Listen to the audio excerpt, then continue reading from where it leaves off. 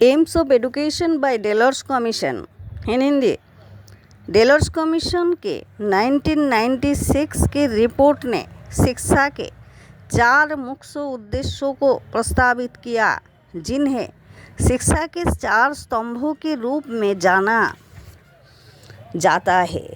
जानना सीखने, ज्ञान अर्जित करना, करना सीखने, कौशल विकसित करना, होना सीखना, व्यक्तित्व का विकास और साथ रहना सीखना, दूसरों के साथ सामंजस्य स्थापित करना।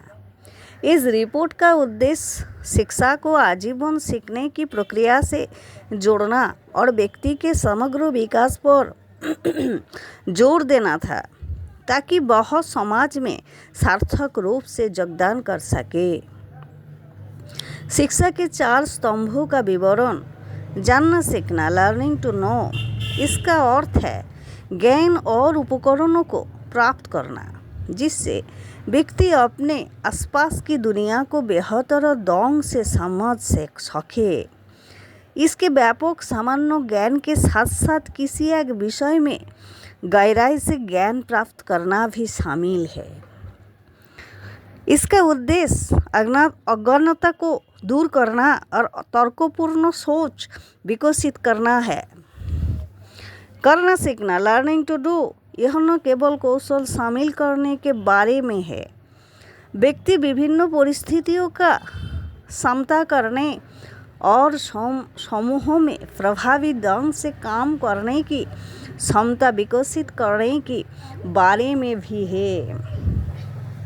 यह व्यक्तियों को व्यावहारिक और गतिहीनता से दूर ले जाता है, जिससे वे अपनी दक्षता को लागू कर सके।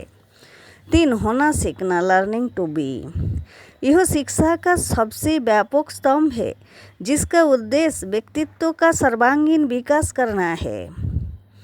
इसमें व्यक्तिगत स्वतंत्रता, निर्णय लेने की क्षमता और व्यक्तिगत जिम्मेदारी को बढ़ावा देना शामिल है। यह मनुष्यों को सामंजस्यपूर्ण एक महत्वपूर्ण संपूर्ण व्यक्ति के रूप में विकसित होने में मदद करता है।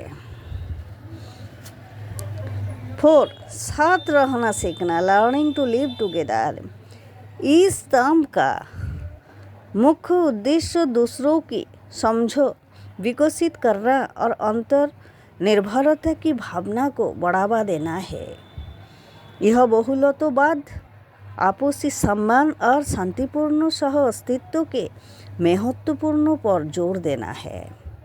यह सामूहिक परियोजना के माध्यम से संयुक्त रूप से कार्य करने की क्षमता विकसित करने है, जो अज्ञानता और अलगाव से दूर ले जाती है। संक्षेप में, डेलर्स कमीशन ने इन 4 स्तंभों के माध्यम से शिक्षा को केवल ज्ञान प्राप्ति से आगे बढ़ाकर एक ऐसे सशक्तिकरण उपकरण के रूप में देखा, जो व्यक्तियों को सामाजिक, व्यक्तिगत और बौद्धिक रूप में विकसित होने में मदद करता है।